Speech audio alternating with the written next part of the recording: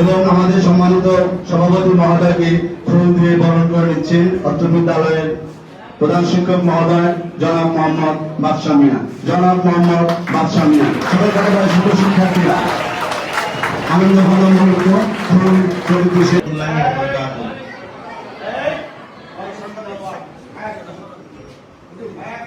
উপস্থিত শ্রদ্ধেয় শিক্ষকবৃন্দ, সাবেক কমিটির অতিথিবৃন্দ,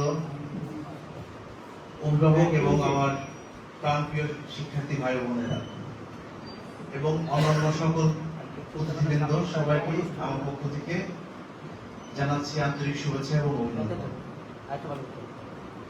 সর্বপ্রথম আমি মহান আল্লাহ তাআলার কাছে শুকরিয়া আদায় করছি এবং ধন্যবাদ জ্ঞাপন করছি আমাদের ধর্মপতির অভিভাবক মাননীয় সংসদ সদস্য খন্দকার আবু আশরাফ ভাইকে আমাকে মনোনীত করার জন্য।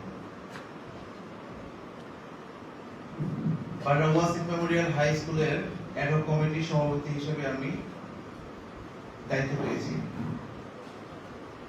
এই দায়িত্বটি শুধু আমি দায়িত্ব হিসেবেই নয়, আমানত হিসেবেও গ্রহণ করে নিচ্ছি। আমার উপর যে আস্থা রেখেছেন, ইনশাআল্লাহ আমি আমার সততা এবং কাজের মাধ্যমে সে আস্থা অর্জন করব ইনশাআল্লাহ। আমি বিশ্বাস করি একটি বিদ্যালয় শুধুমাত্র একজনের দ্বারা চূড়ান্ত শিক্ষা পৌঁছানো সম্ভব নয়। আমি চাইলেই একা যে অনেক কিছু করে ফেলতে পারবো তা নয়। শিক্ষার্থী ভাই বোনেরা, অভিভাবকবৃন্দ, শিক্ষকদের নিয়ে এবং এলাকার গণ্যমান্য ব্যক্তিদেরকে নিয়ে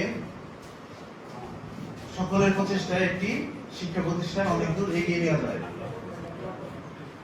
আমাদের লক্ষ্য থাকবে শিক্ষার মান উন্নয়ন, শিক্ষকদের প্রশিক্ষণ বৃদ্ধি, শিক্ষা বান্ধব পরিবেশ তৈরি করা, গরিব এবং অসহায় শিক্ষার্থীদের সহায়তা প্রদান এবং কমিটির মাধ্যমে আরো অন্যান্য যেসব সকল সুবিধা দেওয়া যায় সেগুলো নিয়ে আলোচনা করা। প্রিয় শিক্ষার্থী ভাই বোনেরা, তোমরা আগামী ভবিষ্যৎ, তোমাদের হাতে আগামী বাংলাদেশ। তোমরা বাবা মার কথা শুনবে, শিক্ষকদেরকে সম্মান করবে। মনে রাখবে, বাবা মার দোয়া ছাড়া কেউ কখনো বড় হতে পারে না। আমি আজকে এখানে দাঁড়িয়ে আছি আমার মার দোয়া আছে বলে। বাবা মার কখনোই অবদ্ধ হবে না। আর তোমরা সবসময় বড় স্বপ্ন দেখবে।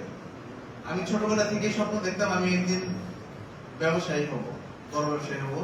বর্তমানে আমার বেশ কয়েকটি ব্যবসায়ী প্রতিষ্ঠান আছে, সম্পৃক্ত রয়েছি। তো তোমরা এখন থেকে তোমাদের লাইফের গোল সেট করবে যে তুমি আগামী 10 বছর পরে কি হতে চাও, তুমি কোন পজিশনে নিজেকে দেখতে চাও এবং সেই মোতাবেক এগিয়ে যাবে।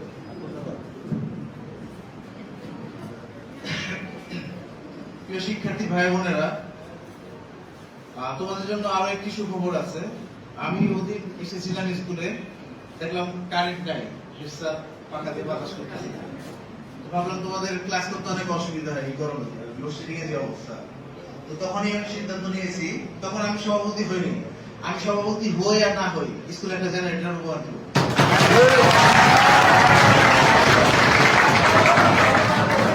ইনশাআল্লাহ যত দ্রুত সম্ভব আমি জেনারেটর উপহার দেব এবং অন্যান্য যেসব অসমাপ্ত কাজ আছে আমি সেগুলা সম্পাদন করার চেষ্টা করব। তো আমি আর আমার বক্তব্য দীর্ঘায়িত করব না। পরিশেষে আপনাদের